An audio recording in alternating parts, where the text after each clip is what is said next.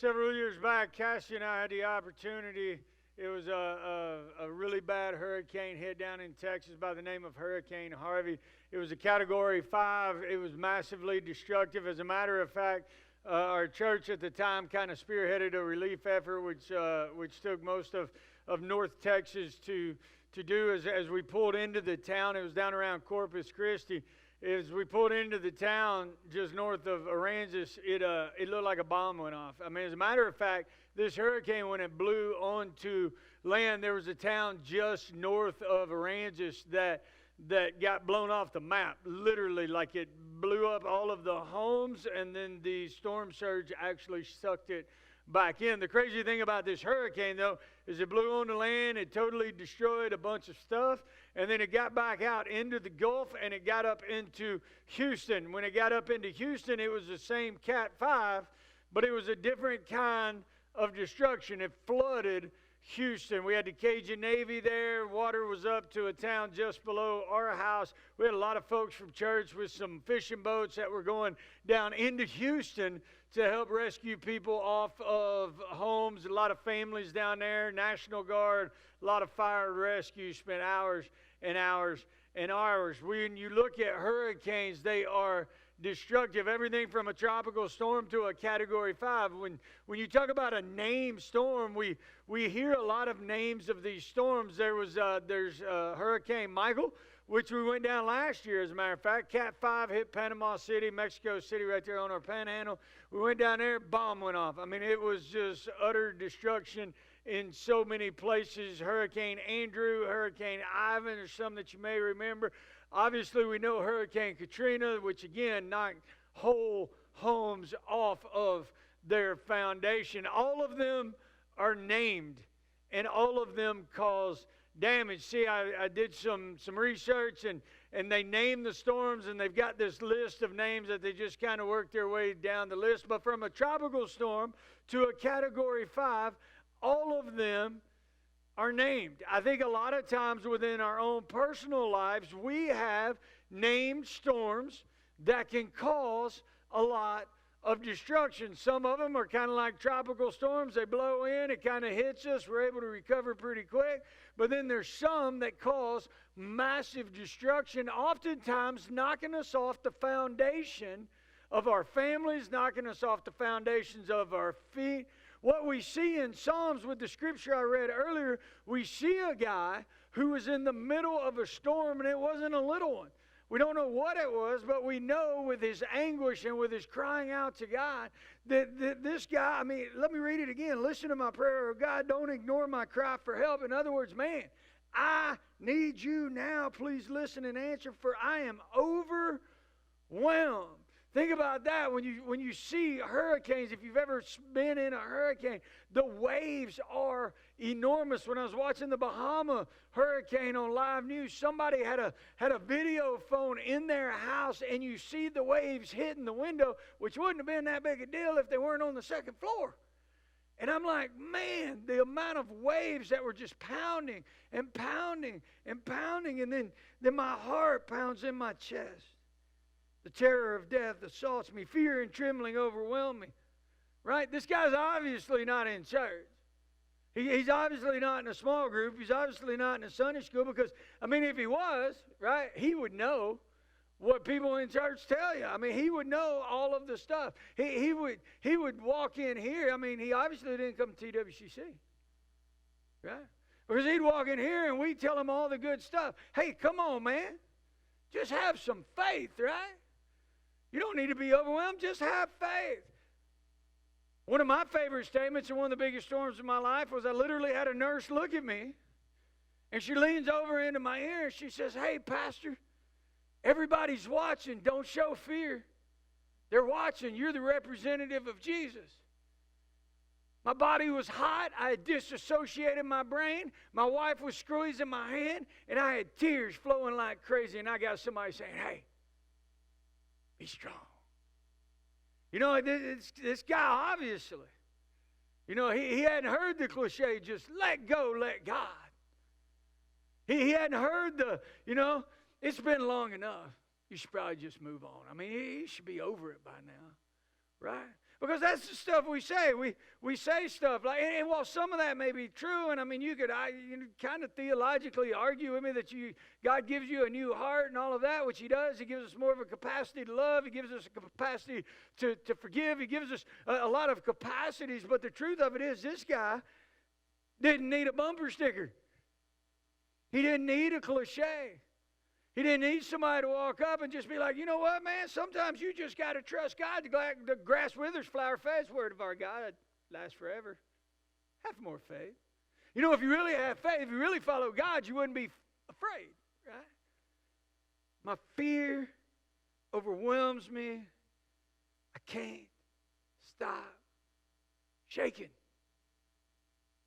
So then we see this other storm, which is an external storm. I'm going to try to tie in two stories. We see a guy by the name of Peter. He's found in Matthew. And I want to give you a little bit of a backstory before the storm story. You see, they're on the side of a mountain, and Jesus is getting ready to have, a big old event. About 15,000 people. It says he fed 5,000 men and their wives and families, estimated 10 to 15,000 people. And he's on the side of this mountain, right? And so he needs to feed the people. They're getting restless because we're two or more gathered. You need some fried chicken, right? We all know that. It's biblical. Potluck. So he sends his disciples out, and he said, go find me some food. So his disciples go out. They come back, and they've got 5 loaves, 2 fish. Now, I don't know what loaves looked like back then, but I can't imagine they're a lot bigger than they are now, right? So 5 little loaves, 2 fish, 15,000 people. And they're distraught. They're like, hey, there's nothing we can do. People are getting restless. And so he takes the 5 loaves, and he takes the 2 fish. He feeds all 15,000 of them. And then he's got about, just under a dozen leftovers. Not only did he feed them, but he had leftovers. And here's the crazy thing. All of his disciples saw it. They were part of it. They were right in the middle of it. They went and got the food. They brought Jesus. He blessed it. He fed them. They all saw it. Right after that, right after they saw the miracle, immediately after this, Jesus insisted that his disciples get back in the boat and cross to the other side of the lake while he sent the people home. We'll stop right there for a second, just so you know. Jesus insisted. He told the disciples, get in the boat and go that way. So he told them, right? He said, get in the boat, go across the lake. That'll be important here in a minute. After sending them home, he went up in the hills by himself to pray. Night fell while he was there alone. Meanwhile, the disciples were in trouble far away from land, for a strong wind had risen, and they were fighting heavy waves.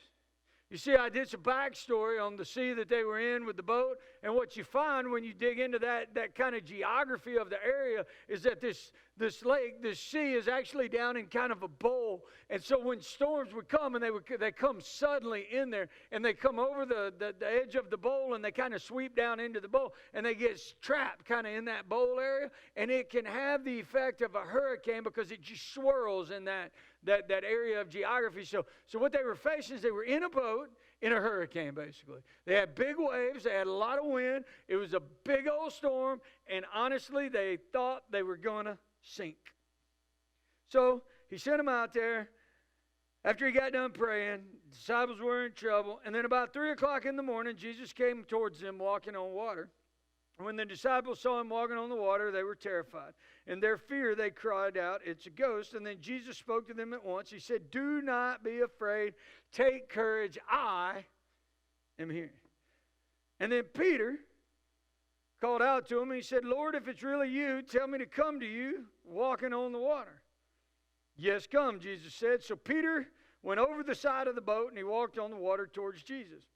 But when he saw the strong wind and waves, he was terrified, and he began to sing, save me, O Lord, he shouted. Save me, O Lord, he shouted. Now, this is a guy who just watched Jesus feed 5,000. This guy had been walking with Jesus. This was, by some arguments, one of Jesus's best friends. So what we've got is we've got a guy in the book of Psalms in the Old Testament crying out, God, my heart is overwhelmed. I'm crying out to you. Hear my prayer. And then a little while later, we got a guy who's actually walking with Jesus by the name of Peter, who's crying out because he's terrified, oh, Lord, save me. what we have, in essence, is two crybabies without a lot of faith. I mean, that's what we got, right? Because if they had faith, if they just let go and let God, they wouldn't be afraid of the waves. They wouldn't be overwhelmed. They wouldn't be. And so we've got two guys who just, it sounds to me like they need to get into church. But then I look.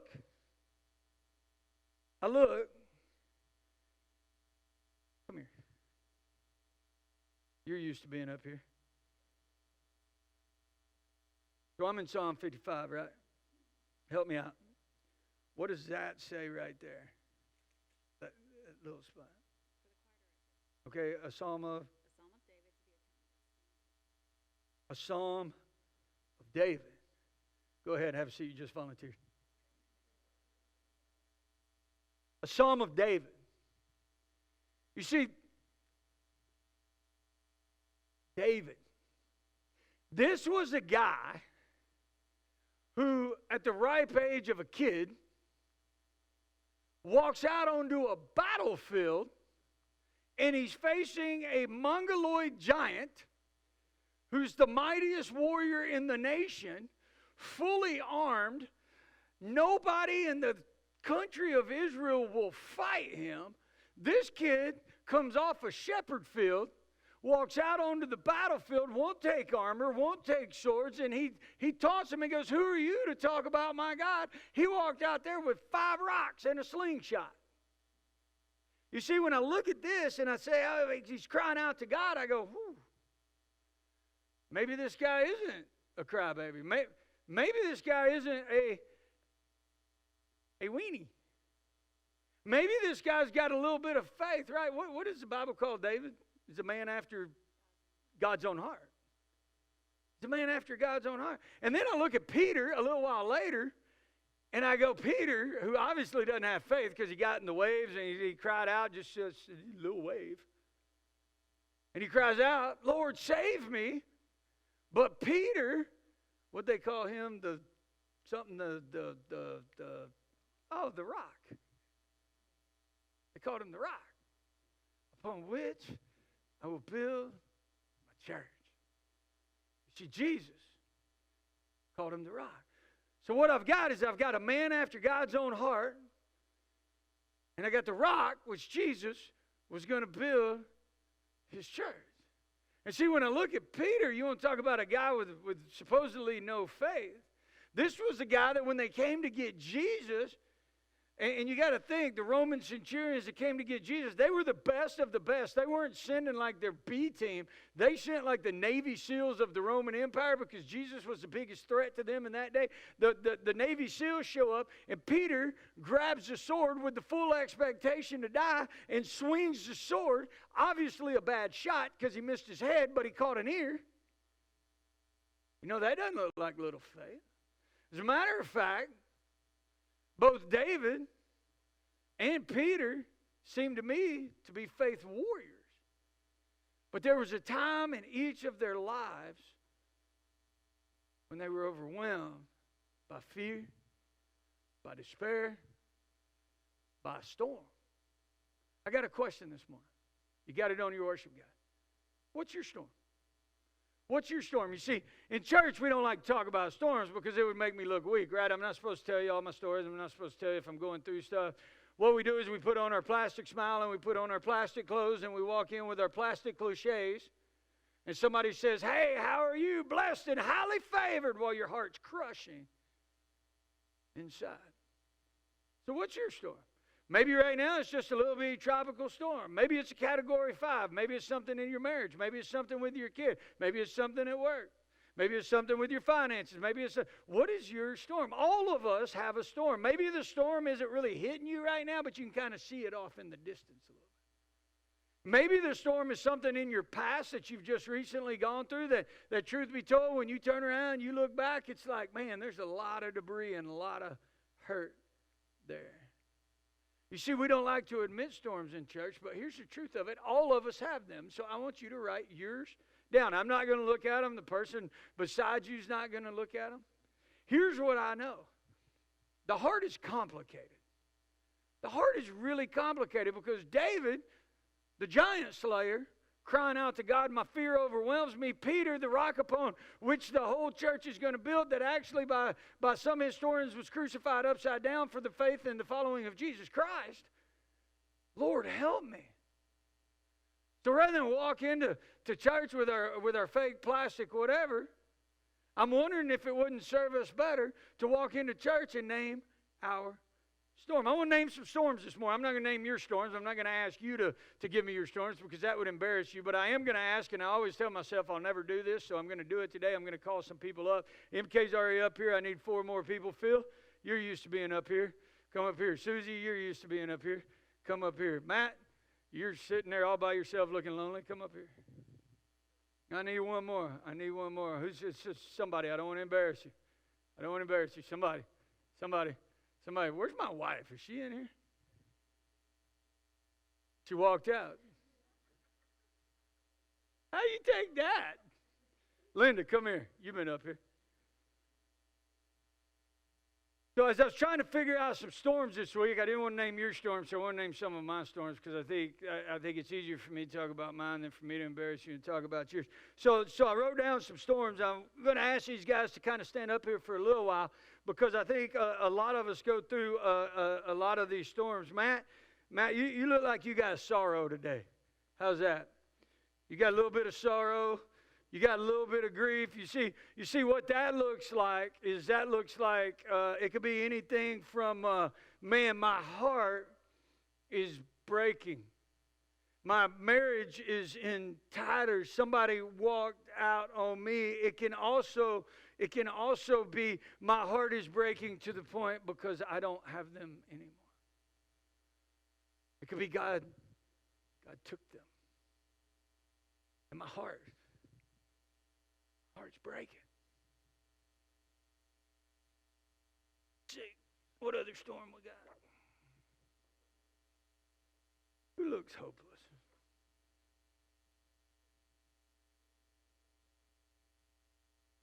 Hopeless. What is hopeless? Hopeless is I can't go on anymore. It's the loss of hope, right? You see, I've been at this one. Been at this one a little bit. I've really been at this one. See, hopeless is when you feel like I don't want to get out of bed. You feel like tomorrow I don't even want to face. Hopeless oftentimes feels like I just want to pull the cover over my head. My marriage is in shambles. There's no way we're gonna work it out. My kids are going through something. There's no way that they're gonna be able to make it through. I'm a failure. I'm like I don't want to live anymore.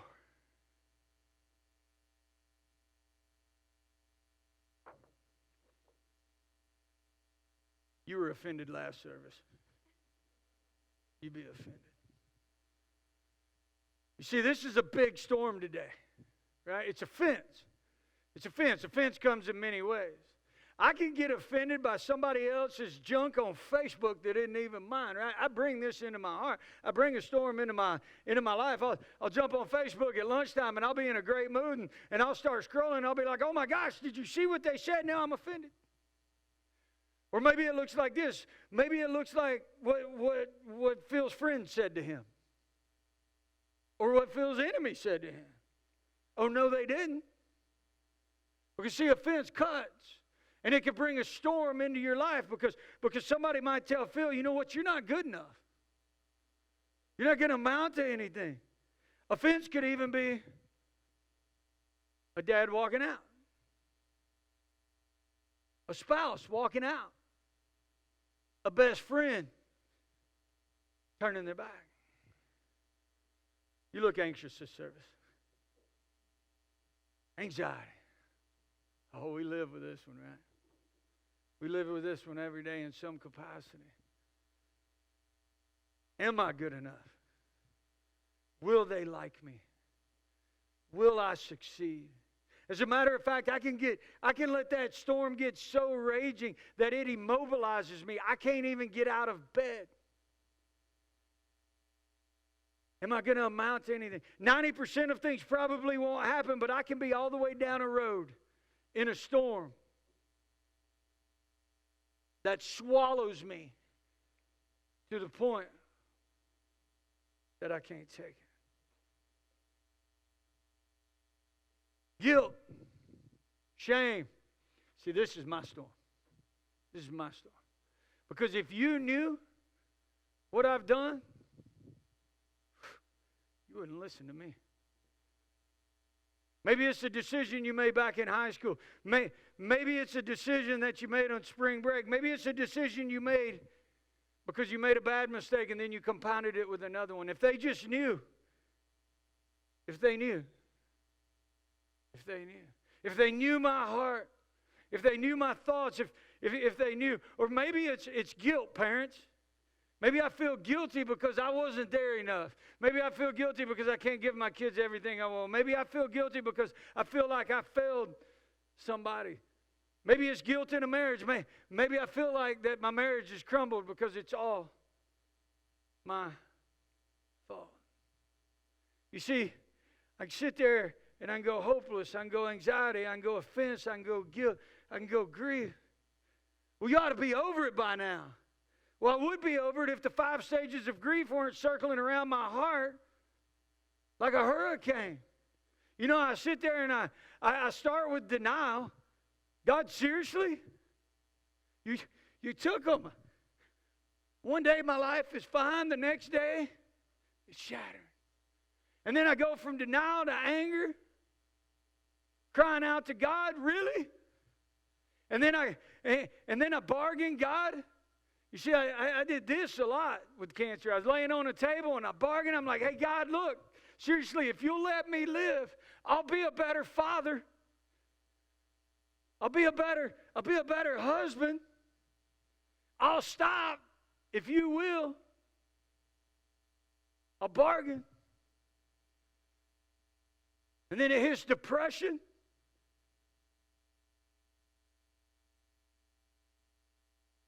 Can't live without him. And then it hits sorrow. I don't even want to get out of the bed.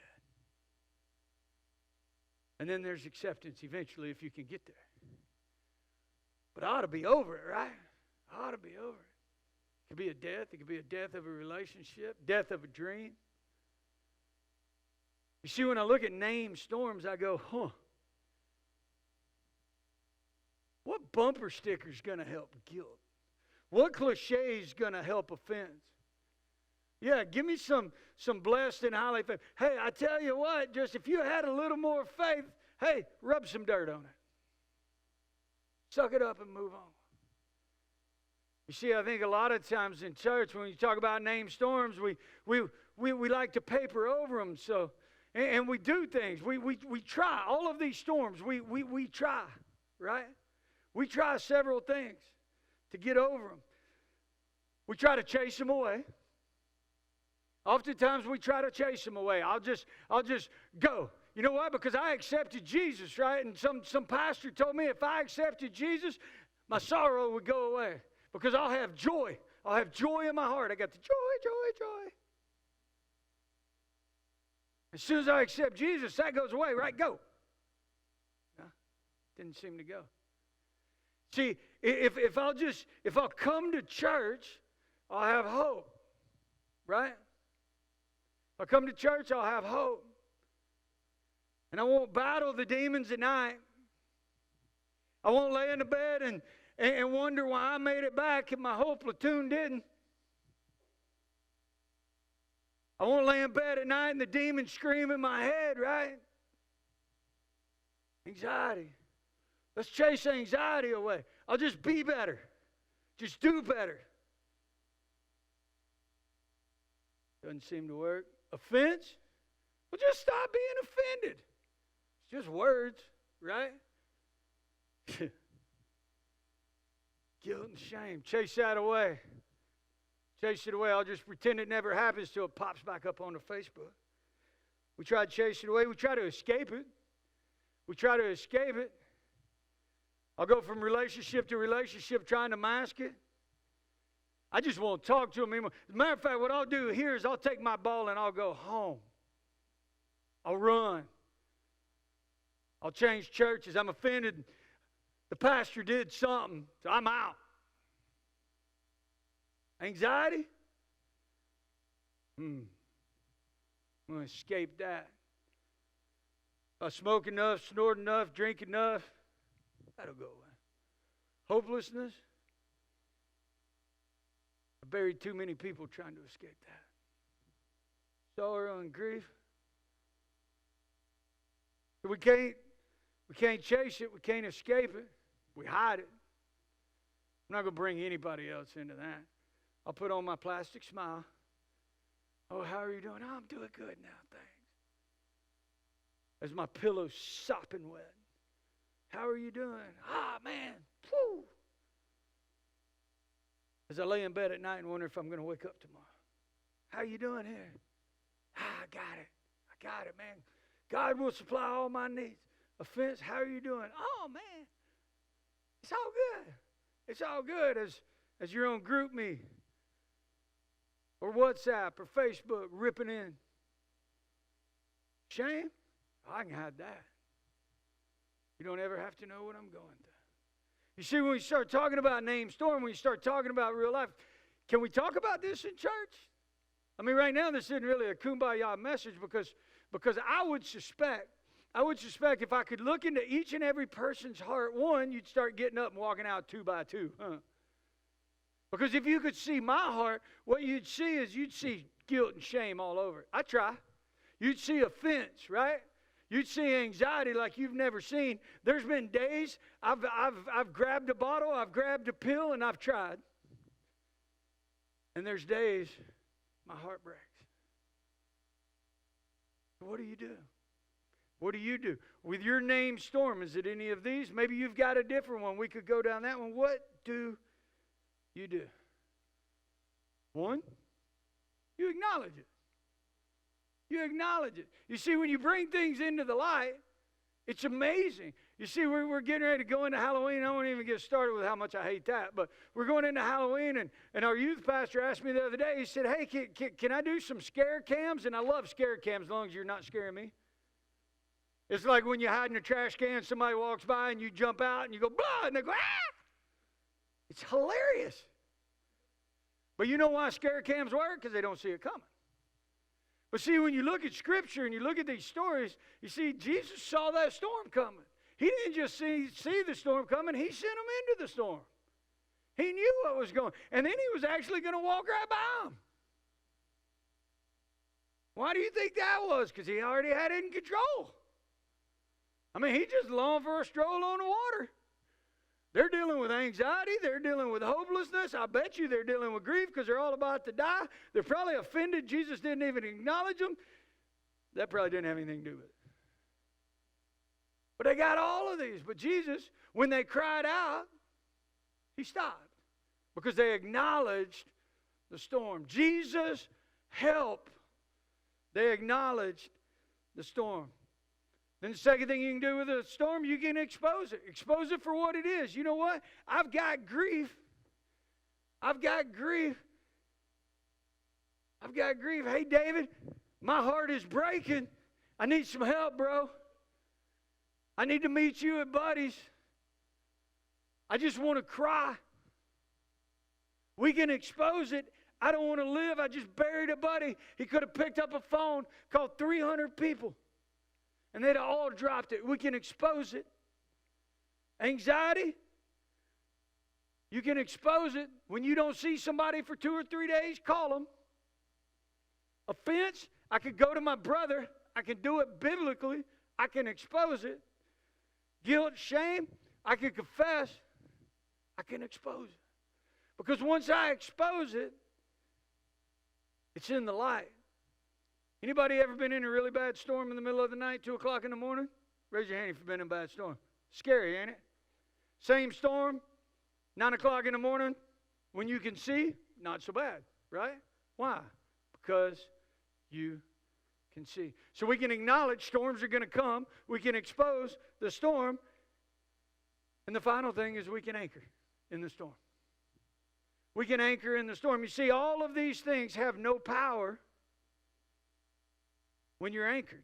The winds can come, the waves can be high, but when you're anchored, you have stability. When you're anchored, you have hope. When you are anchored, You have freedom. I've asked MK and Phil to hang out and sing a song. The rest of you can hold off down in your seat.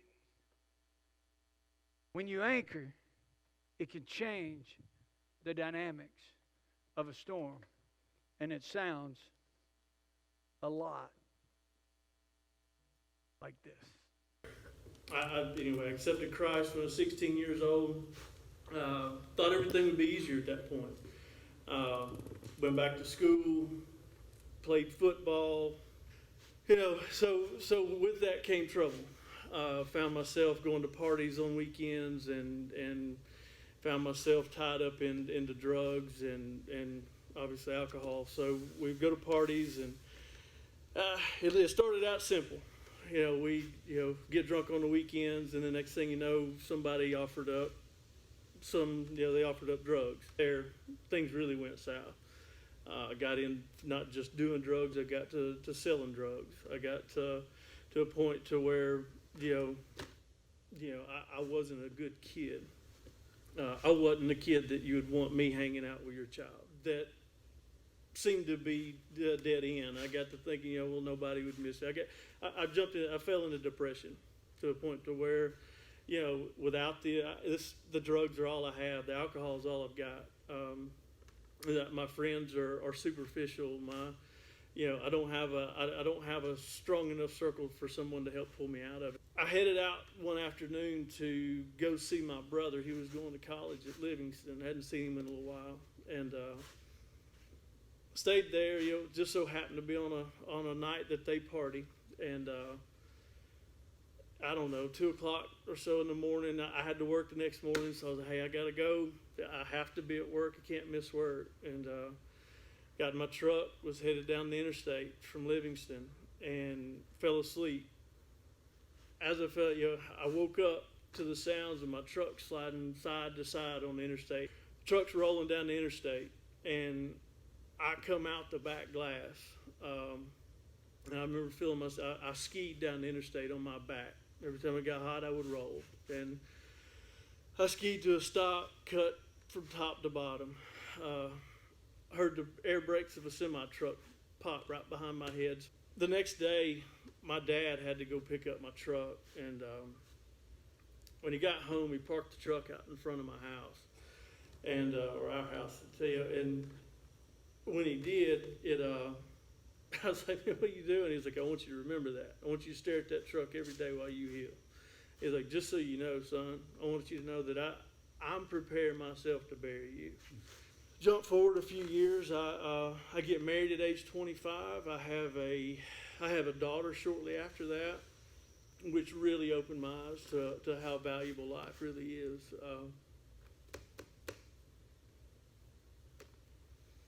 You have kids. It's without kids, you'd think, you've got your whole life in front of you. But the moment my daughter was born, I knew there had to be a change. Life continued. Got a divorce at 27, and then buried myself in work to deal with the grief, to deal with the depression. I had. It's going to seem kind of quirky. I ran into a dentist named Russ Smith. Craziest guy. Craziest dude I ever met. But the best. Absolutely the best dude I've ever met. Biggest heart. Little did I know he had a daughter that I'd soon come to love and marry and have a child with. So anyway, I ran into Rush. I had a bad tooth. He fixed it and met his daughter from time to time. This rocked on for about 6 months, and Elisa and I started dating. They were going to a local church here in town, and so I started going with them. And it was like I never walked away from God. The minute we stood in the service, it was like, I could feel Him. The Spirit washed over me, like I kept feeling God tugging at me. He kept tugging at me. Yeah, I'm glad you're here, but you're still not where I want you. You're still not doing the things I need you to do. After a little while, we wound up moving from that church. We went to a different church, went to St. Mark, and I ran into a group of men there that's part of SOT. I found a group of men in that group. It was in SOT that till this day is some of the closest friends that I've ever had. The friends I used to have they were after money, drugs, alcohol, and anything that pushed you over the edge. The friends I've got now are after they don't want anything from you. They just want to love you. You know, we continue to go to church, continue to grow closer with God, and we started TWCC, and when we made the move to TWCC, we jumped over in the youth group, and we spent our first couple of years in the youth group, and I found our purpose. I found my purpose as far as what God was really calling me to be. He called me. I felt like at that point He was allowing me to help kids, to help kids that were going through the same struggles and the same depression, the same life struggles, the same storm that I went through. God allowed me to speak into their life. You don't have to be raised in church for God. You don't have to be raised in church to have God tug at your heart. He'll find you in the middle of He'll find you in the middle of your mess. He'll find you in your bathroom. He'll find you riding down the road in your car. Fact is, He never leaves us. He's always there. We just have to be at the right point to where we're willing to open our heart up to what He has in store for us. He'll see you through your storm. He got me through several of my storms. My name is Wayne Sanders, and this is my storm story. When your heart's shattered, on your knees, the anchor holds. When somebody cut you with their words, when a parent walks out, when a best friend turns your back, when that offense hits you so hard, when you've poured everything you've got, the anchor holds. When you don't want to get out of bed in the morning, when life is crushing around you, when everything in the world seems to go wrong, when you're scared to death, when fear has you gripped, when you're in a doctor's office and you got some news, when you don't know if you're even going to make it till tomorrow, the anchor holds. When you're ready to give up, when your heart's so broken, when your ship's so battered, when your life feels like there's no hope for tomorrow, the anchor holds. On our knees. As we get ready to finish up with this last song, I want to challenge you this morning. Whatever you wrote in that blank, I want to challenge you to come on your knees. Maybe it's not your storm. Maybe you're going to stand in the gap and be the anchor for a son or a daughter or a grandson or a granddaughter. Maybe you've got a friend who's going through something. Maybe you've got a coworker. Maybe it's you. The anchor holds in every storm. David cried out, and He answered. Peter cried out, and He answered. Allow Him to speak in and answer your storm this morning. God, this morning, there are storms all over this room. God, we heard a story from my buddy Wayne. There was an anchor in his life, and that was you. We see the story of David, and it was you. We see Peter, and it was you. And I can speak from experience in every storm I've had. You've been there. So God, I pray this morning, as we battle our storms, as we move forward in life, whether it be through hopelessness or anxiety or offense or grief, whatever it is, God, I pray that we cry out to the one who is the anchor. And we'll give you the glory when the sun rises tomorrow. In Jesus' name.